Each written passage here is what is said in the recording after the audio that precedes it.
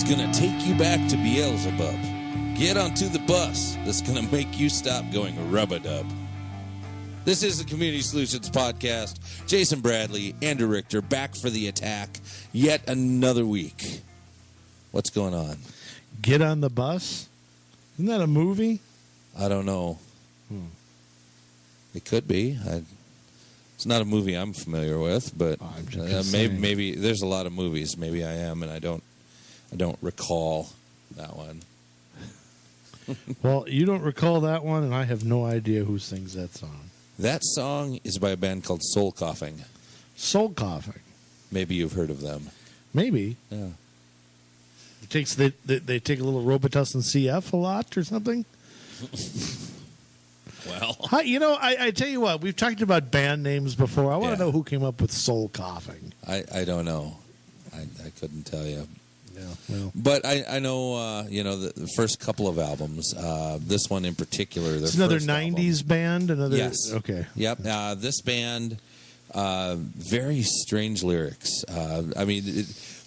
Here's the Crash Test Dummies strange? Or is it? Oh, this makes that look like My Way from Frank Sinatra. Great song, by the way. Yeah. Old Blue Eyes. No, that was kind of their charm, though, was a lot of like random lyrics that they were able to put together. Here's the verse of that song. Your words burn the air like the names of candy bars. Your mouth is cold and red, all in rings around your laughing laughs. And later on in the song, they chant Yellow Number 5 over and over. And over. Don't ask me. Kind of sounds like lyrics you'd get from like paintings that you look at and go, "What the hell is that?" Pretty much, but they were really good. They had an upright bass player, an electric guitar player. Upright as in he stood up when he played? Well, with his bass. The bass was also upright. But yes, there are bands where they've had to prop the bass player up from time to time against an amp or something. Not so much in this band. Or if you're Keith Richards and you've been clinically dead for 30 years, you've got to be propped up all the time. That's correct. But no, so it's kind of like a jazzy funk kind of thing. They were a really good band from the 90s. You know bands better than I do. So but I'll take very very appropriate. I know it's just a little short snippet, but you know what? None of that other stuff would have made sense to anybody. Right, and I wouldn't have gotten it. You talked about Yellow Number 5. Yeah, It's okay. That's fine. Only yellow I know in a song is Yellow Submarine. Yeah, well, I think the cat's out of the bag. We're going to talk about buses later on. Yeah, that's one thing. One thing. First off, Jay, before we get into that, I just want to say one thing quick, and then I want to say something else. Okay. Hockey is still on right now. And I know when people hear this won't be the case. But you got the Blues and the Bruins playing Game 7. Yeah. I got a theory. Yes. Whoever wins this game will probably win the series. That's my thing. Well, you think so? I actually heard that on the radio today. I just want people to know that. Somebody actually weren't said being that. serious. I think they were being. I think they were. It wasn't Sid. Okay, so we can't blame it on somebody being 99 years old. Right. Whoever wins Game 7, there's a pretty good chance they're going to win the series. I mean, that was the analysis I heard. It wasn't Barry Melrose. It wasn't anybody good like that. I could tell the Canadian accent when I hear something against another team. So that's like John Madden commentary. Yeah. There are two teams that want to win, you see, and it's like to ride behind these big old tackles. Yeah. Like no, we. I used to get a kick out of him in Summerall, though. Yeah, I used to impersonate Summerall back in the day because he had that bland voice. And, Dallas, Texas, Irving, John Madden. But he always had he'd crescendo, and then it's like that was too exciting for him. Pat Summerall was a kicker. Yeah. Of all things, a kicker became a commentator. Yeah. I bet he was better when he was a drunk, but that was just me. Oh, boy. Anyway, so I want to say something off that subject. Yes. Jay, you know that I am the world's biggest skeptic. Okay? Okay. One of the things I'm the world's biggest skeptic on is so-called mental illness. Yes. And just to prove, now some in the audience may actually agree with the diagnosis that I'm about to diagnose myself with. Okay. If you want to, what perpetuated this was, without getting too private, a little discussion my wife and I had. Okay. My wife's a nurse, Okay, and just about anybody, any senior citizen out there in any kind of senior home or something is plied with depression pills. Okay. I don't know how many people know that, but they are plied with them. They are on a cocktail of 6 to 12, up to like 10, 11, 12 drugs at once. And it's amazing. They all have a chemical imbalance somehow. But they're just plied with them. And I think one of the things that I hear a lot about are these little quizzes. You can go online and see. I'm at psychcentral.com, by the way. Okay. Where you can basically diagnose yourself with a mental illness. And I'm not joking. Like for fun? I mean, this is the goal is to come up with one? Or? No, the goal is to take this into a doctor. I'll get to that in a second. Okay. A so-called doctor. So-called. Just plying people with pills is not science. Right. So I took a screening test for bipolar 1 disorder, whatever that is. Okay. I don't even know what it is. Wouldn't take pills for it if they were injected into me. An extreme case of manic bipolar 1. Really? My score is off the charts. It's worse than my bad cholesterol. My LDL or TDL, which is 5 times what it should be. Really? Yeah, all you people who hope I croak of a stroke, it may actually happen. Huh. But I scored off the charts. Wow. Not depressive. Right. I don't lay around and feel sorry for myself and do any of that stuff. But the questions, okay. What is the address again for our listeners? PsychCentral.com. Okay. Now, look, I'm not picking on this website because the Mayo Clinic has got a test on this, if I'm not mistaken. I've noticed an increase in my activity. And, well, since when is that evidence of a if you've noticed a decrease, you're probably depressed. I have trouble following other conversations. Yes, because they're boring. I mean, this isn't my fault. I often feel the need to speak. Well, sure, I'm a radio host. If I don't speak, nobody listens. I mean, these are just examples, and the questions are longer than that. But I just want to show how easy, and of course the answers are somewhat, all the time, most of the, very vague. Yeah. Answers. And there's a list of medications at the end that I should talk to my doctor about taking. Jay, I required mood stabilizing medication. Really? And a bunch of things that I can't pronounce. Carbamazine, Divalproex, Lamotrigine, lithium. Isn't that an element? Yeah. And valproic acid.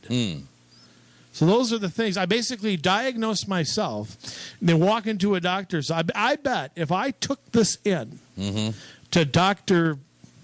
Scholes or whoever, he'll take a break from feet and diagnose me. I bet I could walk out with one of these drugs. Wow. I may even do it as an experiment. I went over there and just started to take the test on ADHD, ADD, but I got distracted. Yeah. There's another phony one.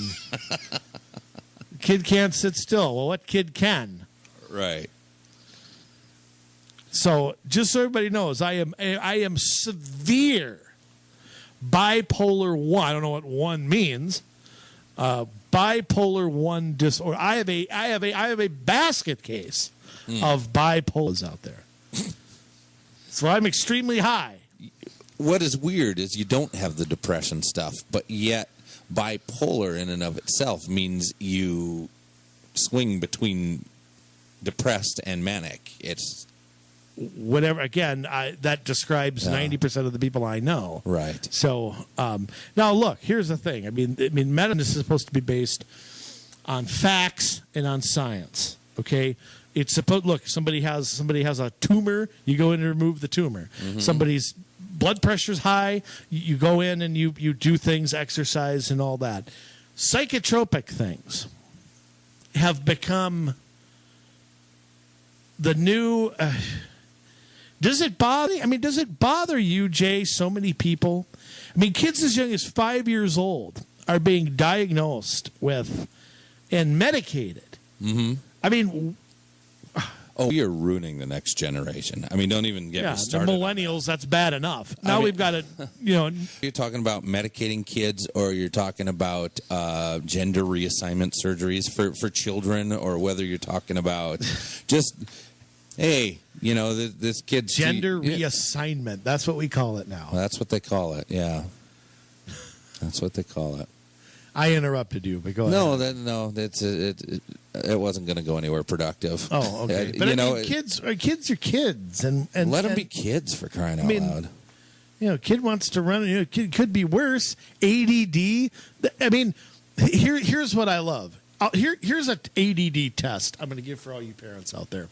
Oh, my kid can't. Little Johnny, Susie can't concentrate at school. I'll tell you what. Put some video games in their hands. I bet they concentrate just fine.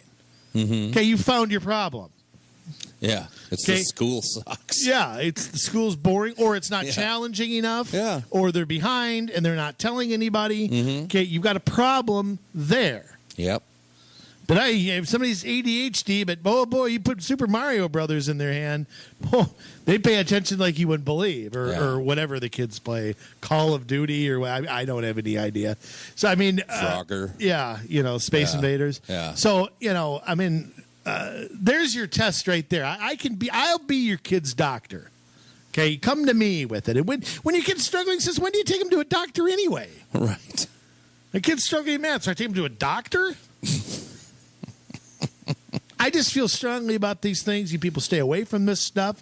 You stay away from this phony garbage. You walk into a doctor's office and they don't even look you in the eye, and they'll write you a prescription for something in 5 minutes. You tell me that's anything medical involved in it at all. No. There's no money in health. There's only money in disease. That's true. Andrew Richter, 2019. That's good. So that's true. You get these pill pushers that come around selling drugs, and they, doctors get certain little benefits from pushing that stuff. And sure they do. But I'm not.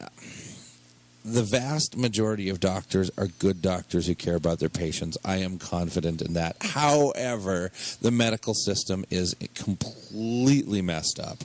And whether you're looking at things like that, or you're looking at not giving certain treatment because it costs too much for insurance, or you're talking about, hey, I know that science says that thing in there has fingerprints and a heartbeat and, can feel pain. It's just a clump of cells. Let's get rid of it. Hippocratic Oath. It's a violation of Hippocratic Oath. Absolutely. And it's funny how the right always gets called science deniers, but really it's not the right that's denying science. It's the left that's denying science. The left wouldn't know science if it ran them over. Follow their Twitter. Yeah. Speaking of things, Jay, that certain people on a certain side don't like to face facts. Yeah. Not a huge long opening monologue here, because we need to jump into our main topic here. Okay. I am convinced, Jay, that if transit ridership decreased 99%, the response would be, well, we need more transit, right? So that we up that to 97% decline, right? You talk about deniers out there, and when I say denial, I'm not talking about a river in Spain. I'm talking about just kidding. Yeah, I know it's Egypt. I'm just joking. That's a king of. You Queens. Should have said. It's a king of Queens. You should have said. You should have said. Don't worry, I'm kidding. I know that it's in Portugal. Well, you're close to Spain anyway. Only a continent away. Metro Transit ridership dropped sharply during the first 3 months of 2019, mirroring recent trends. What? I'm getting this from bringmethenews.com. I don't know what way they lean politically. It doesn't really matter. The Met Council Minnesota's Politburo, revealed local bus ridership has decreased around 11.4 million rides over this time last year, a drop of 9%. Wow. It comes amid a wider decline in bus ridership, which has continued to fall since 2013. So that's, I guess I won't count 2019. So we'll just say that's 5 years of declining. I want to bring up something that you missed there, though, because this is a big point. They're saying that the bus ridership in and of itself makes up more than half of the total rides. That's talking about like light rail and all that stuff, right? I would say it makes up more than that. I mean, well, yeah, more than half. It doesn't show a percentage. So while bus ridership is decreasing, rail is still just a sliver of what people use. Yeah, it's less than that actually. Yeah. And of course, the report highlights all Metro Transit's excuses as to why.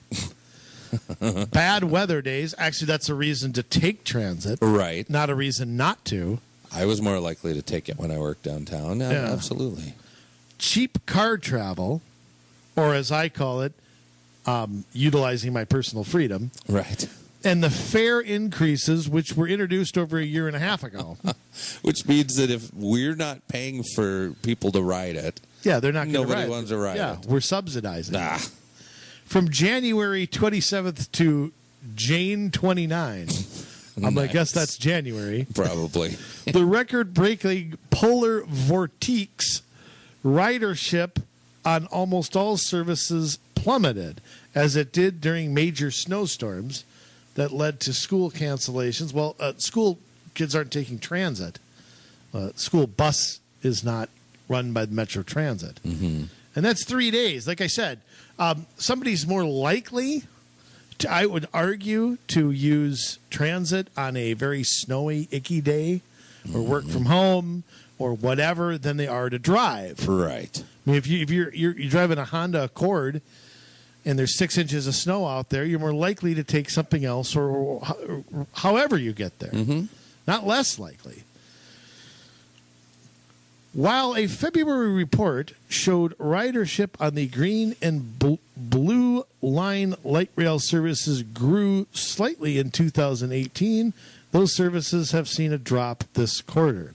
Light rail ridership in the first quarter went from 5.7 million to 5.5. No, that's rides. Yeah. A decrease of 4%. North Star, which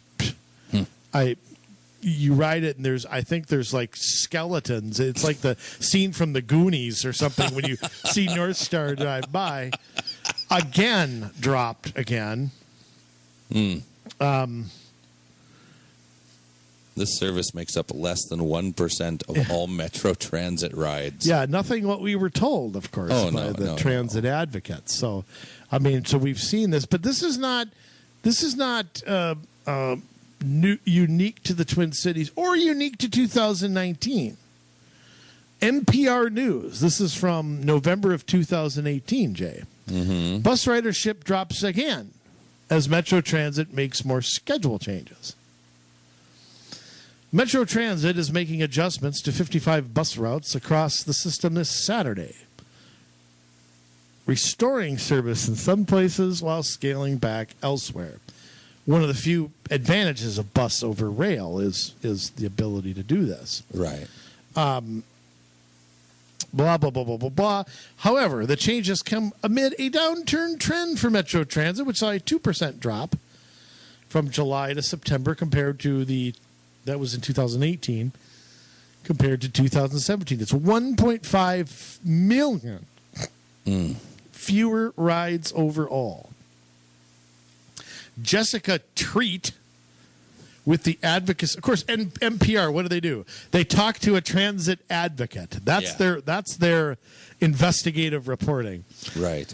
Jessica Treat with the advocacy group Move Minnesota, which is the rebrand of Transit for Livable Communities, Says other cities are experiencing drops in bus ridership as well, which we'll get into in a sec.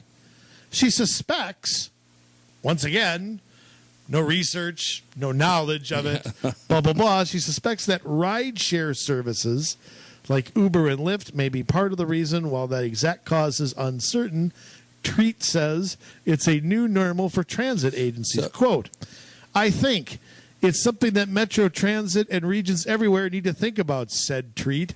How does this new type of mobility complement our transit system, and what's the role of fixed route regular transit? Well, of course, for her, it's not a reduction in them. Right. It's going to be a rebranding campaign. Oh, absolutely. But I like how she was so honest here and said it's a new normal for transit agencies, this decline, this having other options and utilizing those other options rather than taking the bus or taking light rail. No, here's what it's it is. A new normal. No, it's a lesson in capitalism. Exactly. Lyft and Uber are not being subsidized by the state and federal governments. Mm-hmm. Okay? So to compete, they have to figure out how, because, I mean, look, a ride on a light rail is $20. Yes. Just the person getting the ride isn't paying that entire amount. Right. So Uber and Lyft have to charge that, and they have to figure out, through their as the business grows, how to lower the cost, like the Model T, like selling the Model T. How do we lower the cost so the average person can do this? Now, here's where Metro Transit, of course, talk about being in a river in Egypt. Denial. Metro Transit General Manager Brian Lamb says that the key to winning back riders is to have regular, reliable service. Oh, no kidding, dimwit. Speaking at the Metropolitan Council Committee meeting, I'm on that committee. Yeah? Yeah, I'm the unsilent majority. Lamb said that the agency didn't do itself any favors last summer when it scaled back service on 40 routes because of driver shortages. Well, Mr. Lamb, the people seem to find their way around just fine. Yep. They chose something else. Our goal over the course of the next several months is to continue to really hammer in at getting on brand promise back. So again, what are they going to do? They're going to go on a sales pitch. Mm-hmm. Maybe they'll come up, Metro Transit for Livable Communities has come up with a new name. Maybe they'll come up with, it's Move Minnesota. Maybe it'll be Move On Buses or something or whatever. I mean, I don't know. But again, this isn't something unique to this quarter, right, which is the fallacy that they're trying to push. And there is something just archaic about a light rail state. I mean, Jay, as we've explained before, in the 1940s and 50s and 60s, when people lived in first-ring suburbs and worked downtown, okay, it's a very different world than we have now. Right. That's not what people do. No. Most people travel suburb to suburb. Or they work from home. Or they work,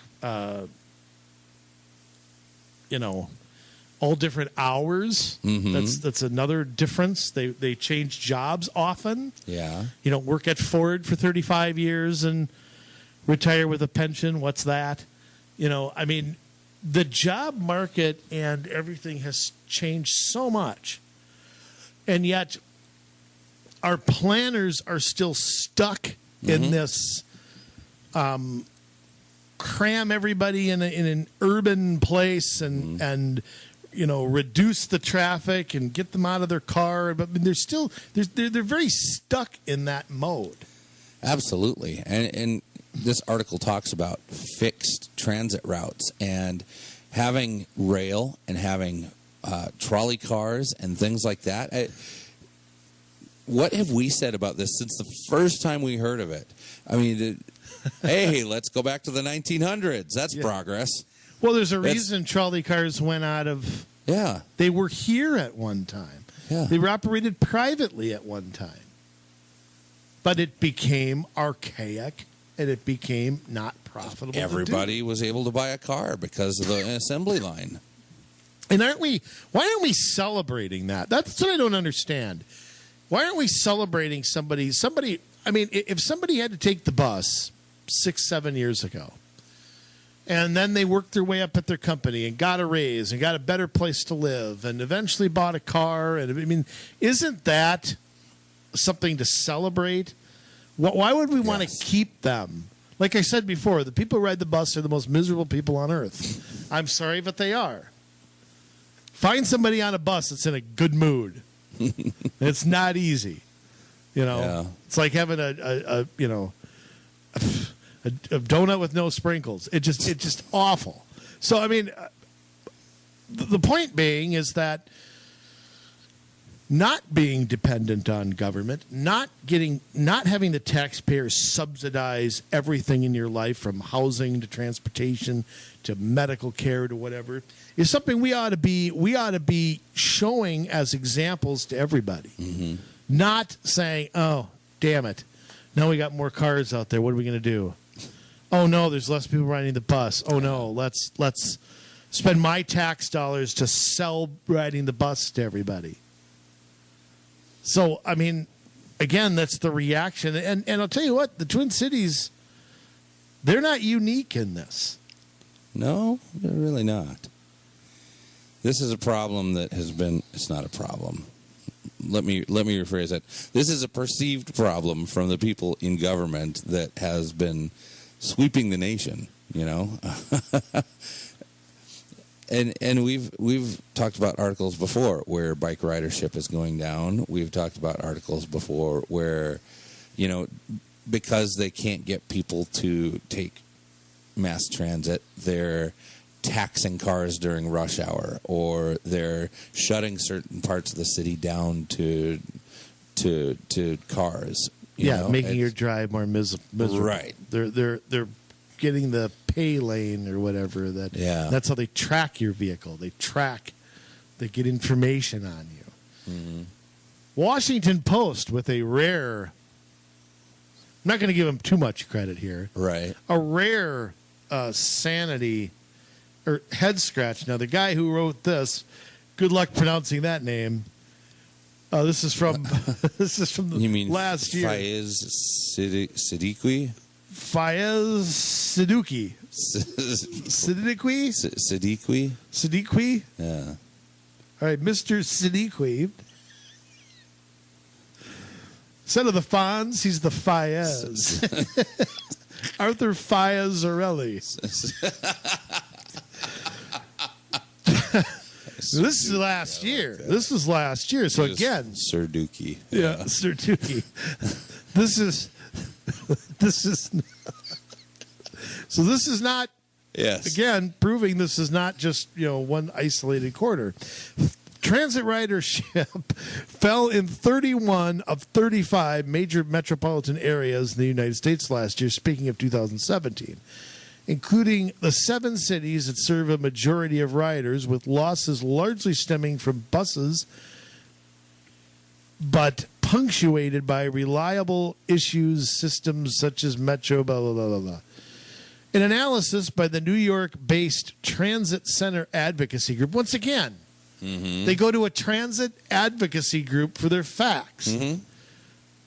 Washington, totally not interested in. It's like going to Planned Parenthood for abortion stats. And when I said I'm not going to give the Washington Post too much credit, I think they accidentally do some journalism here. I don't think they mean to do what they're saying. Do you think they printed it and went whoops? No, I don't think they it's like 50 giraffes in a room and none of them know they're giraffes. Using data from the U.S. Department of Transportation's National Transit Database, don't like that, raises alarm about the state of the legacy, quote unquote, public transit systems in the Northeast and Midwest, with rising vehicle ownership and car-based commuting in cities nationwide. Oh, damn. Researchers concluded that factors such as lower fuel costs, which I don't know that they are, have gas prices decreased? A little bit. I got it today about $2.51. No, I don't mean in the last 2 weeks. I mean, is over time? Yeah. I mean, well, since then though, probably not. They've been pretty low for a while. Well, low now is normal now is right. $2.50, but Right. First time I filled with gas it was 89 cents. You was probably Really? 13.9 cents or something. Oh, my word. It went up during the Spanish-American War, though. No. Lyndon Carlson, that's who I was thinking of. Yeah. Researchers conclude, so increased teleworking, higher car ownership, and the rise again of alternatives such as Uber and Lyft, damn capitalism, are pulling people off buses and trains at record levels. I think it needs to be considered an emergency, said Jarrett Walker, a transit planner who serves as a consultant on a top-down, did I just say top-down? Bus network redesigned to curb declining ridership in Houston. When we don't share space efficiently, we get in each other's way. And that is a problem for the livelihood, the viability, the livability, and the economy of a city. It means more traffic, more congestion. Huh? Hey, you know what? If we get in your way there, Mr. Walker, why don't you just stay home? How about that? Yeah. So, in other words, this is an emergency that people do not want to take the transit garbage that people like him peddle. In Washington's regional overall ridership fell into the middle of the pack with 3.4%. Now, is that Washington, D.C. or Washington State? I'm going to guess it's D.C. D.C., there's a post. Oh, yeah, of course. Well, yeah. With a 3.4% decline in overall troops. Now, look, this is the most liberal city in the entire country here. It's one of them. Washington, D.C. is... You're a registered Republican. You're on an island by yourself. That's true. I mean, so if it's declining there, why don't you blame your own voters? Yeah. The trend was largely driven by a 6% decline in bus ridership. Of course, if this were the private sector, then there'd be a 6% decline in buses. Mm-hmm. Dramatic losses to subway ridership, including a 10% decline in 2016. So... and then it lists all of these areas where all of the 7 largest markets, New York, Chicago, L.A., D.C., San Francisco, Boston, Philadelphia, have all dropped in transit ridership. Some of it, I think, is people leaving those states and going somewhere else. That might be part of it. But again, you can see there's a decline absolutely everywhere. Yes.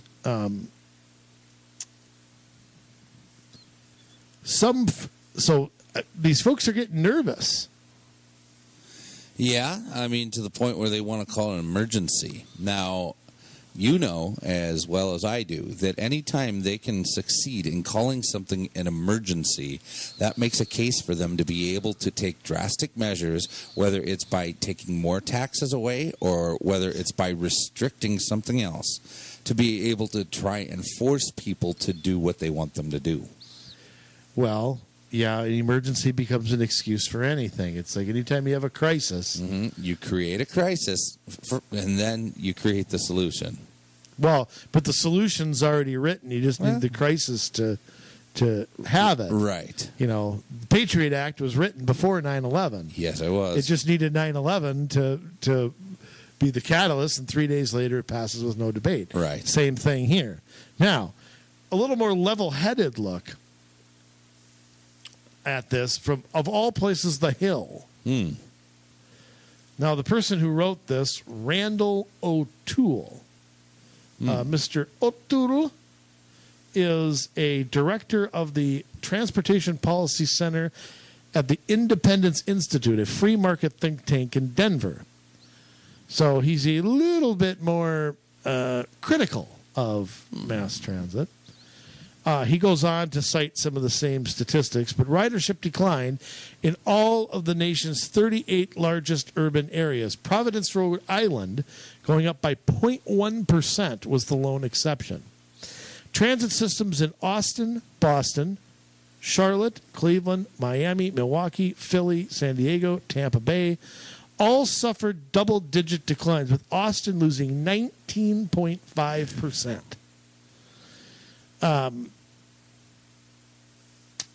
When you go on. Insane. Yeah, I mean, it really is incredible.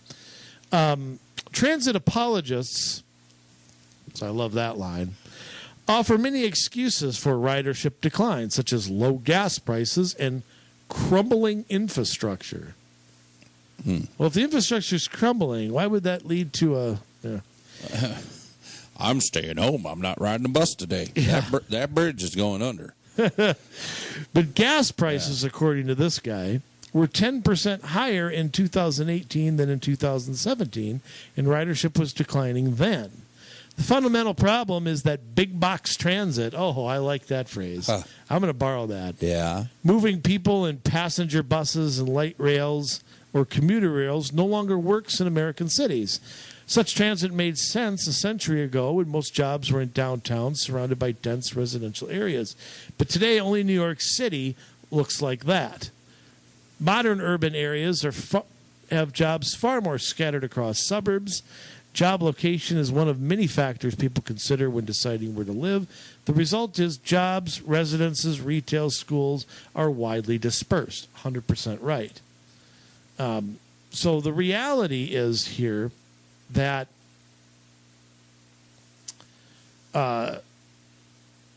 this is a trend that I think is going to continue for quite some time now. Yeah. And the interesting thing is what happens to the transit systems. I mean, because transit is used as an excuse to serve the poor.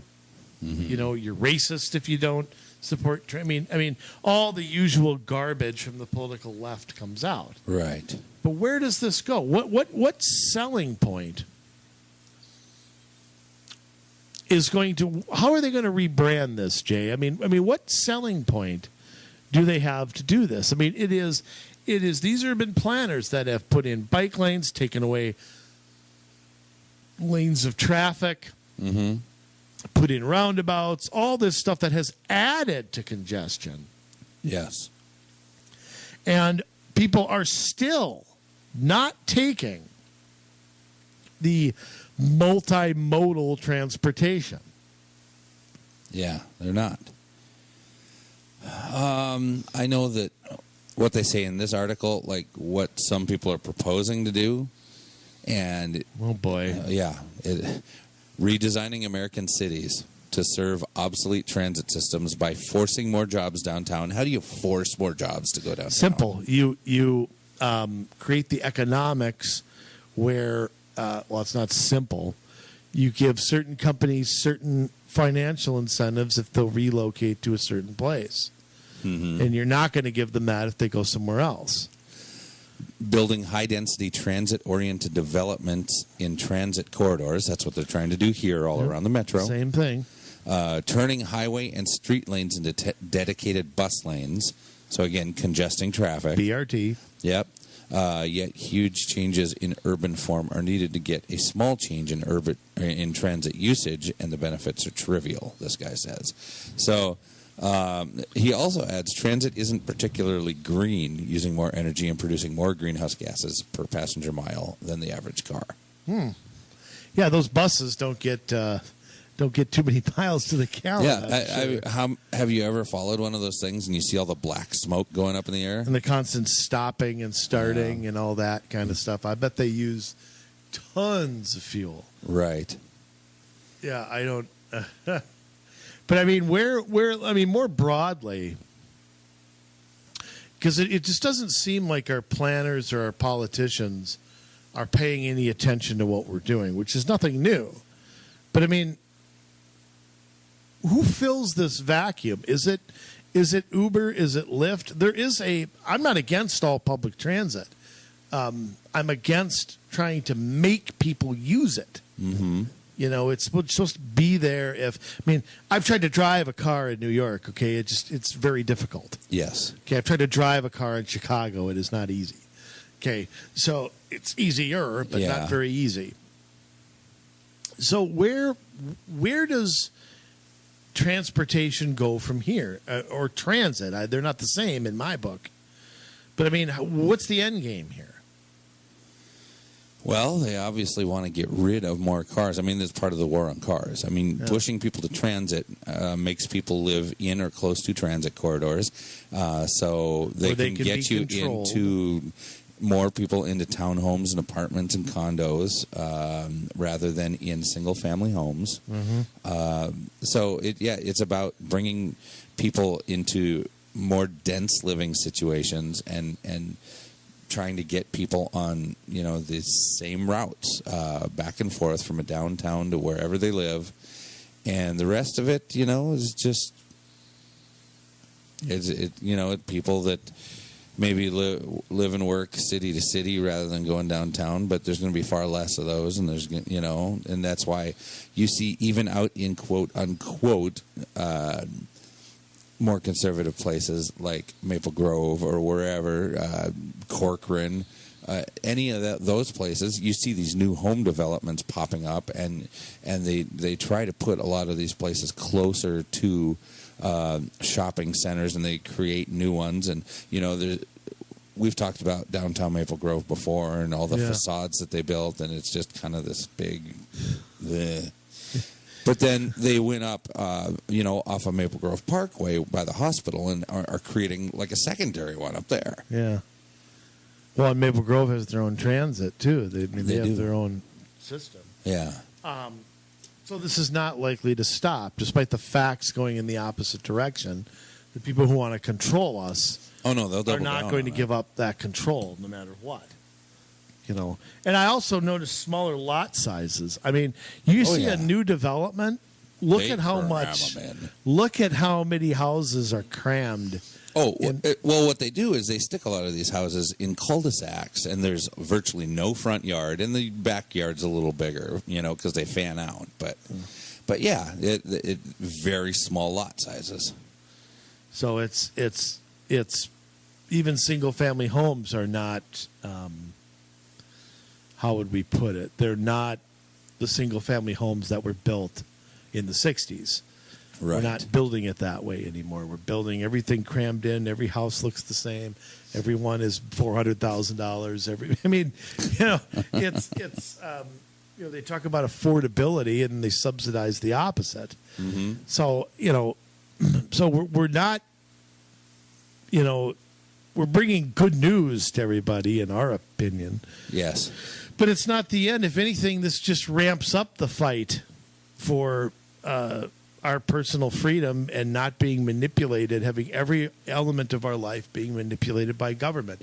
Where we work, where we shop, where we go to school, where we do this or that. If you don't have a car, you don't have any choices. Mm-hmm. So you really aren't exercising all the freedoms that you can. So it's the war on cars is, I think the volume's going to, even though the cars appear to be winning, they're going to turn it up more. Oh, yeah. Against the cars. Yeah, and they'll figure out a way to do it. And if they can't force people into places where they're riding transit by, making it appealing, then they will bring out the regulation and they will start regulating your car. Or Uber and Lyft, which they've already started doing in California. Oh, absolutely. They've started trying to overregulate them or tax them out of business or something like that because government doesn't want competition. Right. Here's the thing, too. Let's just pretend that you have Uber or Lyft and, we talk about half a mile from transit. Okay, I got to walk half a mile, get on the stupid transit, walk another half a mile or where. I can only go where the transit goes. I can't. Lyft, I can call them up, and I don't have to walk half a mile or another half a mile to and from, and they take me wherever I want to go. Yeah. I mean, completely different. You could argue taxis do the. I mean, Uber and Lyft are taxis, really, in a different form, a different concept, being a 1099. But I mean, it's serving that niche that maybe was taking transit, maybe didn't have a reliable car. Uber and Lyft are serving that niche, and transit's not. Yeah. And you have services as well, like Our Car and things like that, where you share cars with people, and I don't know how all that works. I'd prefer having my own, but That's right. I don't share nothing. but it's all taking a bite out of buses and the rail. And the worst part about it is it's capitalism. I think that's what really irks all the planners who want every facet of somebody's life. They don't want you to have choice. So look for Uber and Lyft to be like they have been in California. Look for them to be targeted. yes, For regulations, for taxes, for you probably need a Class B driver's license at some point to do it or something, because it's not enough to let them operate on their own. So, transit down, especially here. yeah. Now I wonder if that's reflected in the Thrive 2050 or whatever it is. I wonder if any of those plans have been scrapped for any of the future stuff. No, of course not. And you mentioned that article from The Hill with Randall O'Toole. I was doing some research, and he also published that article over at for the Cato Institute. Mm-hmm. So that gives you a little bit of an insight into where he's coming from on that. But everybody is starting to say it. You've got like Streets Blog, you've got City Lab. I mean, these places that we don't agree with at all, that are also talking about the decline in mass transit. And so this isn't conservatives making this up to keep people from riding or to keep new lines from being I'm sure built. we'll be accused of that anyway, but yeah. So they're all what to do. It's kind of like the people who realize global temperatures aren't going up. Uh-oh, what do we do now? Right. How do we rebrand this campaign? A new selling point. I mean, I think about it like this. What haven't they tried? Because they've tried the equity argument, they've tried the race argument, they've tried the poverty argument, they've tried the environmental arguments. What's left? What's left for them to go to and say, you've already called everybody who opposes transits racists and xenophobes and homophobes and gun lovers, and what's left to yell at? Not that we're giving them ideas, because they're not smart enough to listen to us. We could probably manage a campaign for them better than they could. But what's left for them to say? When it comes to this, what's their rebranding campaign this time? That's a great question. I'm interested to see it. I mean, you think Actually, about I'm it. not. Well, exactly. I don't want to see it, but there are things that I wonder. I'm not sure how some of the other lines do. Like, is it the Southwest Transit where the buses are a little nicer? They have coaches, and I think so. Yeah. So I wonder if they try to upscale it a little bit, or I don't know how you upscale anything in Minneapolis. I mean, could they? Sure, but anything like that. I mean, to go back and redo all of your buses, and add women in bikinis and pools or whatever. I don't know what you're going to do. All comes with a cost. It all comes with maintenance costs. Yeah. It is the opposite of what it's intended to do, which is move the most amount of people from point A to point B. Yeah. It's going to take up space inside a bus, So, I mean, yeah, I guess they could do that. They could make the buses a little nicer. Yeah. But I don't know that in the long run, I think the same thing still exists. People would rather do anything but ride the bus. Right. So, they've tried. I would argue they've tried that too with Wi-Fi and things like that. They have upgraded some of the buses too, which was kind of necessary. But they've already, that could be a route they take. Yeah, I'm trying to think. Like what movie else I could do. theaters Yeah. have put recliners in there. There you go. So I can fall asleep if I don't like the movie and I won't wake up with a sore neck. Yeah. Or here's a step. How about just, maybe pick up the trash on the floor and sweep them out once in a while, and maybe they don't smell like vomit. That might be another route to go. Oh, just when you get used to that smell too. Yeah, I mean, light rail stations, I think, have been an issue with security there and Yes, with they things have. like that. I think I don't know what you do. There are places where, some bad elements are just a place to hang out, Yeah. and look what's going on in California with the homeless. I mean, in the liberal utopia of California, there's homeless everywhere. They're laying on the streets. It's an uninviting atmosphere, and I think it's. Yeah. I think they've got real problems. The one thing they've got though is the taxpayer's checkbook, and I just don't see. Until the not even the mentality, until the mission, if you will, of planners is different. Until they listen to people instead of try to convince us what we want, I don't see anything in the short term changing. I think, again, this is kind of like, I'm losing a baseball game 13-11. So what do? Instead of improving my pitching staff, I go out and get more hitting, and I lose 13-12. That's what's going on here. They're going to go, okay, well, we're not serving this. They're going to redirect this resource, and they're still going to go ahead with everything that they've proposed. They're going to come. They're going to discount fares, which they try to do at North Star and it still didn't work. Right. It just means I pay for a bigger percentage of it. And none of it's worked, but they're going to double down on it. These people have too much going on. These businesses have too many tax breaks. These central agencies have too much power. And so until somebody threatens that power, and by the way, I keep saying it again, where are our friends in the legislature? These statistics were known. This has been declining. They talked about bus declining since 2013. Where are the people who cut the checks? Where are they? Where is Congress that is subsidizing these environmental studies?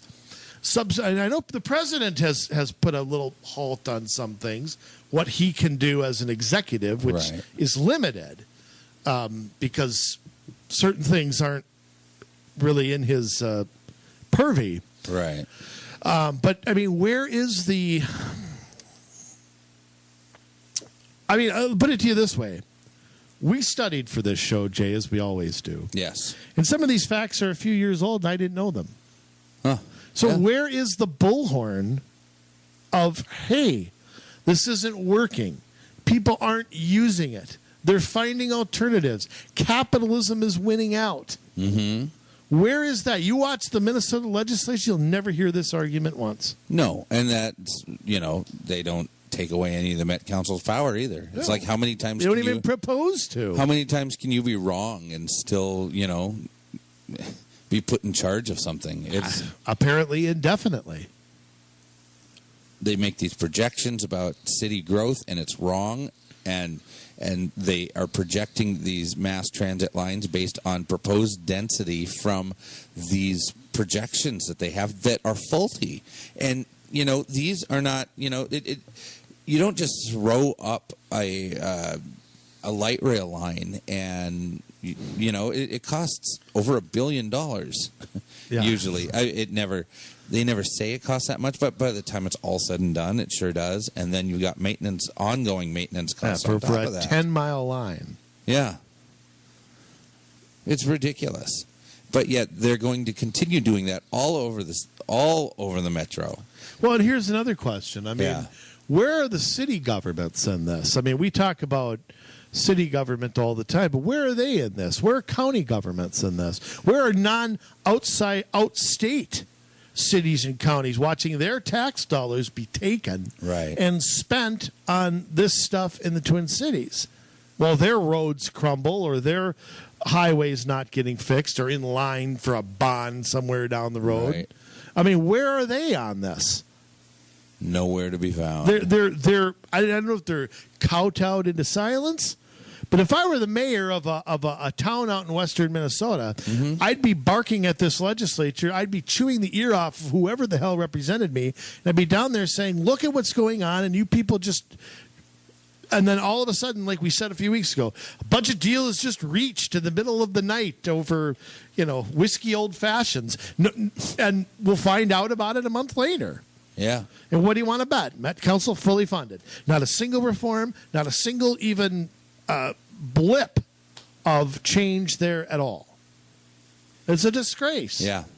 It is a disgrace. So, I mean, to me, the hand that feeds the Met Council needs to lose its fingers. Yeah. So, I mean, again, it relies on we, the people, to do this.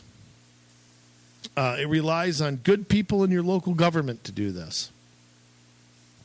People aren't afraid to challenge the people, quote unquote, above them. I'd like to bring these statistics to Mike Opat. Yes. And sit down and say, well, there's your botno there, pal. Mm-hmm. There's a decline across the board. Explain to me how our region's going to die out if this line from Minneapolis to Brooklyn Park, where people are moving away, I mean, if anything, people are moving further away from these areas, not to them. Right. But, again, that voice isn't there. That voice isn't being heard. That voice isn't on any of these county commissions, maybe with the exception of Anoka. And maybe Dakota and Scott a little bit too. But I would say not a majority. Right. So, and, Hennepin and Ramsey County, we might as well just, become ostriches and put our head in the sand. I mean, it just defies... I'd like to see a transit advocate, a person who lives and dies with transit, respond to this decline and tell me how it's going to turn around. They don't have any answers. They won't be able to do that. Yeah, so they're just going to, sit there and say, I don't care about the poor and I don't care about the environment. That's just, but like I said, they've tried that and it's still not working. Right. People are voting with their feet. It's like looking at a public school district that people are leaving left and right. They're voting with their feet. Yes, they are. So, declines across the board. Wow. Yes, and, it's happening in all the biggest places, and maybe it's happening where you live, too, and maybe you should check it out, like if you're in Duluth, and, they got a bus line up there, and they got some bus lines that kind of go regionally around some... outstate Minnesota. That's something that maybe you want to take a look at as well and challenge them on their financial projections and challenge them on ridership numbers and challenge them on building and expanding new lines, because it's going to come at your cost. This isn't something that is just going to not affect you. It's, hey, they just got, 5 more buses. They're going to be going out to all these different places. That's great. Yeah, that's great till your tax bill comes and you realize that you're the sucker who's been paying for this stuff the whole time. Yeah, or a light rail line comes and everything gets torn down, and suddenly your neighborhood looks nothing like it used to. Mm-hmm. Yeah, it happens all the time. So, what do you do if you notice this stuff, or what do you do to make sure that you know how to notice this stuff? How can you recognize it? Well, that's kind of our job. You give us a call, give us an email. Community Solutions, COMM Solutions, mn@gmail.com. That's COMN Solutions, mn@gmail.com. And we'd love to talk to you and see exactly what's going on in your community and see if we can help, because a lot of times we can. We come in and we can do some education. We come in and we can point you in the right direction. We come in and we can work side by side with you to make sure that you're able to turn your community around into something that you recognize. Because I'll tell you, there's a lot of stuff in this world today I don't recognize the world I live in, and I'm sure that you have said the same thing. So you get a hold of us and you bring us out to talk to your group, or you bring us your questions and your concerns, and we will answer them the best we can, maybe even talk about them on the podcast. Leave your comments and suggestions and all that good stuff. We want to hear from you. We want to hear your ideas. Some of our best stuff has come from people alerting us across the state, hey, look what's happening in my community. So, make sure that you take what you're hearing and send it along. On that note, we do this because we love this state. We do this because, what better place is there to fish, as far as we're concerned? And we love the summer months and here. avoid the DNR. Yeah, we love the summer months here. Maybe we're not as big of fans of winter, but the summers are completely worth it. And it's a beautiful state, and we want to protect it. We want to see it return to its former glory a bit, instead of all this craziness we see happen around us. So with your help, we can do that. We need people just like you to stand up all over this state. We're looking for 30,000 people who are just like us, and we're not starting from square one. We've got a little bit of a bank account saved up already, but we would like to add you to that account. If you want to run for office, if you want to run for a advisory commission, you know where to go. I already gave you the email. We're doing this because we got bank account here. Yeah, we are doing this because we love you guys, and we want to give the best that we have from all of our years of experience to help you along the way. So, with that said, we're off. We're going to go talk about what we're going to do next week. It's going to be a good one, that I can promise you. So, don't you go anywhere except straight to your neighbors, friends, and family, and you tell them all about what you learned here today. Because we love you, Minnesota. Now it's your turn to get to work.